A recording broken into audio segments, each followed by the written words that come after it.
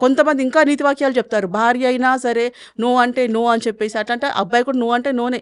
ఎవడికైనా no అంటే నోనే. కానీ ఈ అమ్మాయిని ఎందుకంటే వాంటెడ్‌లీ మోస్తున్నారు ఏసి జాకీలేసి లేపుతా ఉన్నారు, లేపుతా ఉన్నారు, లేపుతా ఉన్నారు అమ్మాయిని. ఎందుకో నాకు అర్థం కావట్లే. ఇంత స్పెషల్‌గా చూస్తున్నారు ఎందుకని? అక్కడేమి అటెంప్ట్ కాలేదు. ఇంకా అక్కడేమి ఆవిడేమంటారు ఇంజ్యూర్ అవ్వలేదు. అక్కడ ఇంకేం ప్రాబ్లమ్ అవ్వలేదు. కలిసి ఇంట్లో ఉన్నారు, కలిసి వెళ్లారు, కలిసి వర్క్ చేశారు. ఇన్ని చోట్ల తిరిగారు. ఇన్ని చోట్ల తిరిగిన తర్వాత ఆ అమ్మాయిని ఇప్పుడు నేను భయభ్రాంతులకు గురయ్యాను కాదు. అక్కడేంటంటే ఇచ్చిపుచ్చుకోవడం జరిగుండాలి. నేను నీకు ఇది ఇస్తున్నాను, నువ్వు నాకు ఇది ఇస్తున్నావు. సో, ఇచ్చిపుచ్చుకోవడం దగ్గర రేపెక్కడిది? అక్కడ లైంగిక వేధింపులెక్కడిది? నెక్స్ట్ మనకి 19లో కూడా అమ్మాయి వచ్చి సాంగ్స్ చేయలేదు. బుట్టబొమ్మ సాంగ్‌కొచ్చారు.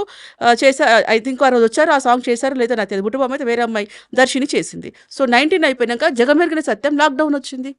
సో, లాక్‌డౌన్ వచ్చిన తర్వాత 1 ఇయర్ షూట్సే లేవు. మరి ఈ అమ్మాయి స్పెషల్‌గా వేధింపులు ఎవరు తీసుకుపోయినాడు? తర్వాత 21లో కూడా అంత పెద్ద కంపెనీస్ ఏం స్టార్ట్ అవ్వలేదు. 23లో 3 ఇయర్ ఎండింగ్‌లో ఏమో గొడవ అయింది మీకు. సో, 1 ఇయర్‌లో ఇక్కడ అబద్ధమే మళ్ళీ. 1 ఇయర్‌లోనో 1 ½ ఇయరో కలిసి వర్క్ చేశారు. దాంట్లో 4, 5 సంవత్సరాలు అని చెప్పేసనంటే, ఇక్కడ ప్రతీది మీరు అబద్ధాలు కళ్ళకు కట్టినట్టు కనిపిస్తున్నా కూడా, చాలామంది అదే అంటున్నారు. చిన్నపిల్ల, చిన్నపిల్ల అంటే, చిన్నపిల్ల మరి పెద్ద పెద్ద పనులెందుకు చేసింది? చిన్నపిల్ల చిన్నపిల్లలాగానే ఉండాలి. రేపు నా కూతురైనా అలాగే మాట్లాడతా. నా చెల్లైనా అలాగే మాట్లాడతా.